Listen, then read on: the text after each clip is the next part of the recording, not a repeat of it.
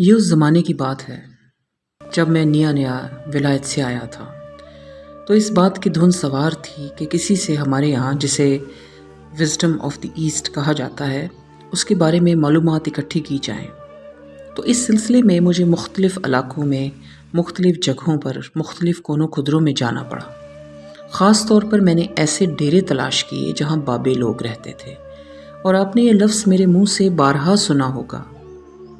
تو میں حضرت سائیں حضرت شاہ صاحب کے ڈیرے پر جاتا تھا اور ان سے اس علم کے بارے میں جانکاری حاصل کرنے کی کوشش کرتا تھا جو علم کتاب میں موجود نہیں ہے، اور وہ علم کے ساتھ بڑی بری طرح سے ٹکراتا تھا، کیونکہ میں ایک اور طرح سے تیار کیا گیا تھا علم کے معاملے میں۔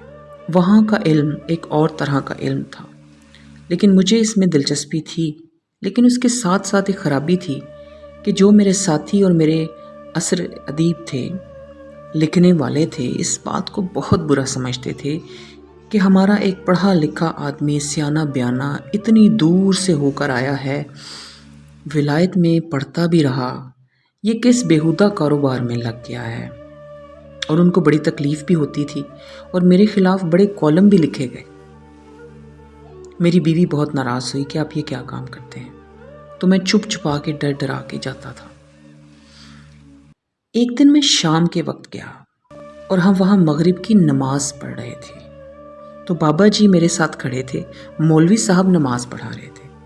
تو ایک آدمی روتا چیختا چلایا آیا، بولا جلدی چلو، یونس کو تو مرض الموت ہو گیا ہے اور اس کا گھنگرو بج رہا ہے اور وہ مرنے کے قریب ہے۔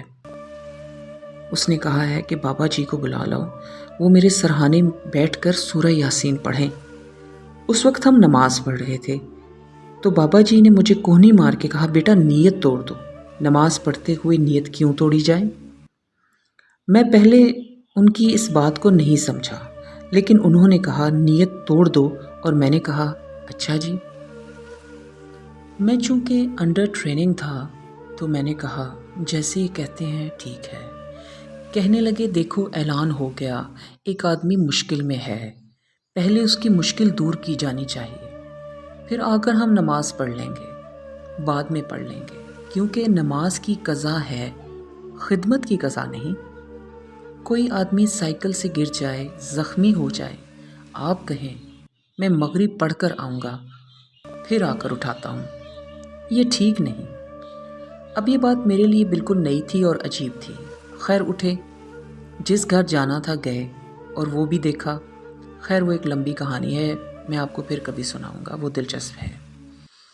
واپس اپنی جگہ پر ہم لوٹ کے آئے، رکشہ سے اترے تو میں نے رکشہ والے کو کچھ پیسے دیے، اس کے کوئی 3 روپے 80 پیسے بنتے تھے، میں نے اس کو 4 روپے دے دیے۔ وہ یہ سمجھا کہ میں نے بہت بڑا مارکا مارا ہے، تو بابا جی نے پوچھا پت پیسے دے دیے؟ میں نے کہا دے دیے۔ کہنے لگے کتنے دیے؟ میں نے کہا 4 روپے۔ تو کہنے لگے کیوں؟ میں نے کہا اس کے 3 روپے 50 پیسے یا 80 بنتے تھے، میں نے اسے 4 روپے دے دیے۔ انہوں نے کہا نہیں 5 دے دینے سی۔ میں نے کہا 5؟ مجھے بڑا دھچکا لگا کہ 5 روپے کیوں دوں میں؟ انہوں نے کہا کیوں؟ کہنے لگے تساں بھی تے دتے وچوں ہی دینے نے، تساں کیڑو پلیو دینے نے، خدا کے دیے ہوئے پیسوں میں سے دینے تھے، کون سا اپنی جیب سے ادا کرنے تھے۔ پھر اس نے مجھے تھوڑا سا ہلایا، لیکن میں نے اس کو سمجھا عقلی طور پر، اقتصادی طور پر، ایموشنلی میرے اندر نہیں اتری وہ بات، لیکن اس کے بارے میں سوچتا رہا، غور کرتا رہا۔ اگلے دن ہمارے ایک دوست بہت پیارے ابن انشا کراچی سے آئے، وہ مجھے گھر ڈھونڈتے رہے، پھر انہیں پتہ چلا کہ میں اس وقت کہیں اور جگہ موجود نہیں، کسی لائبریری میں نہیں۔ انہوں نے سوچا میں ضرور ڈیرے پر گیا ہوں گا، چنانچہ وہ ایک اتنا بڑا ڈنڈا لے کر، جو کہ بانس کا تھا، مجھے ڈھونڈتا ڈھونڈتا ڈیرے پر آ گیا۔ اسے پتا تھا اب اندر تو داخل نہیں ہوا، باہر کھڑا رہا۔ اس کو تکلیف بھی تھی، شرمندگی بھی، کہ یہ آدمی کس جگہ پر آ کر بیٹھتا ہے۔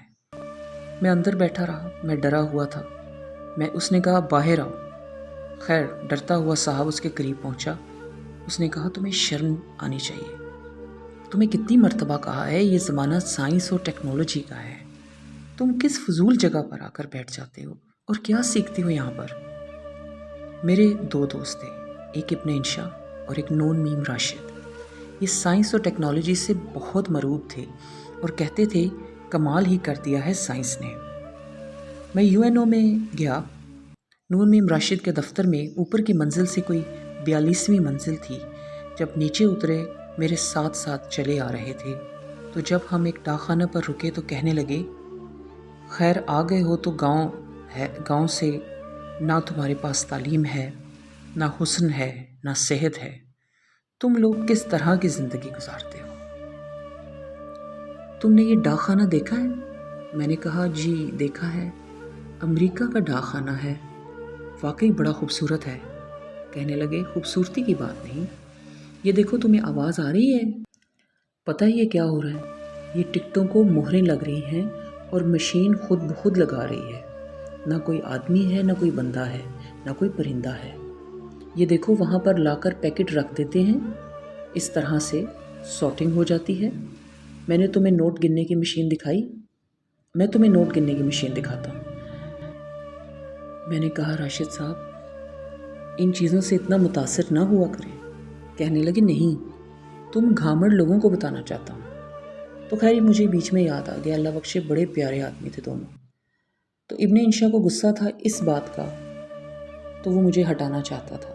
باہر کھڑے اسی طرح بانس کا وہ باریک سا ڈنڈا لیے کہنے لگے، مجھے یہ بتاؤ یہاں کیا ہے جو تمہیں کسی کتاب میں، کسی لائبریری میں نہیں ملتا؟ کون سی چیز ہے؟ میں نے کہا انشا کچھ خاص نہیں، کچھ ایسی چیزیں مشاہدے سے گزرتی ہیں جو مختلف ہوتی ہیں۔ کہنے لگا کیا؟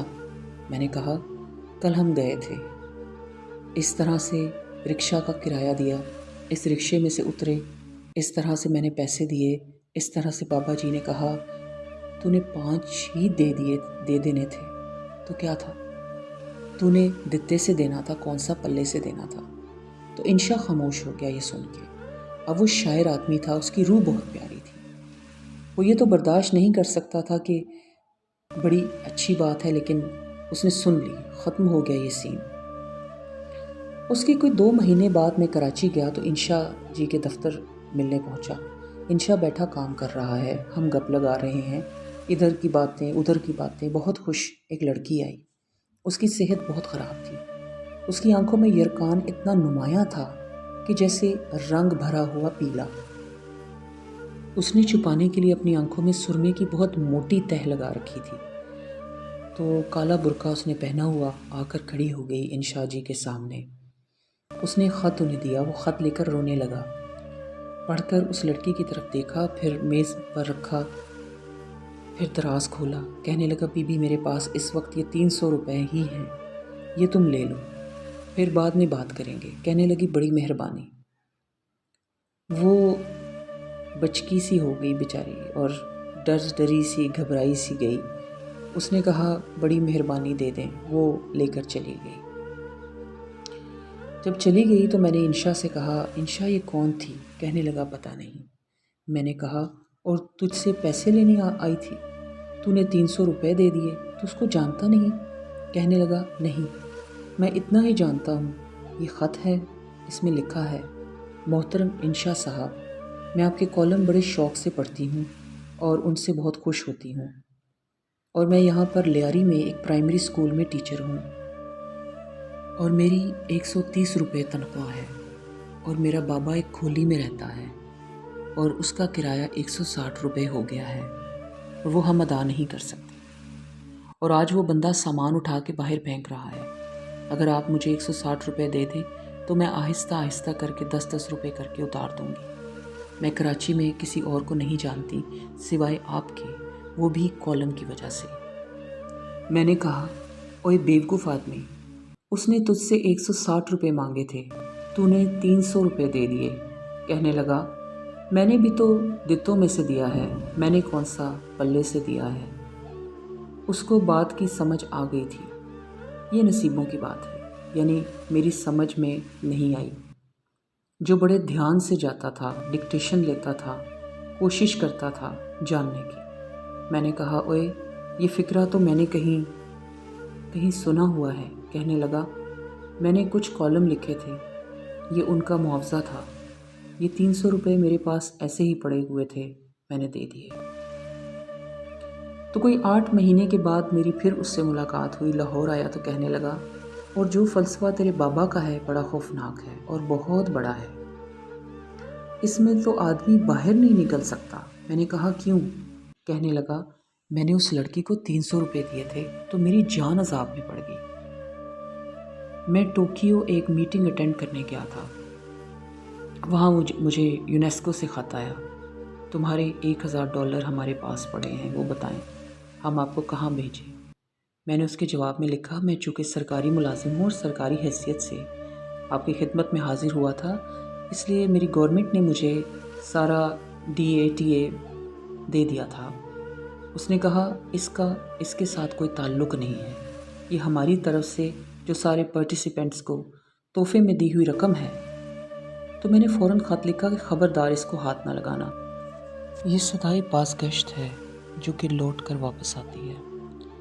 آدمی سوچتا ہے یہ 70 روپے تھے، اس میں سے میں نے 30 روپے دے دیے، تو میں نے ابھی تھیسس لکھنا ہے، PhD کرنی ہے، تو بعد میں خرچ کرنے ہوں گے، کہاں سے آئیں گے؟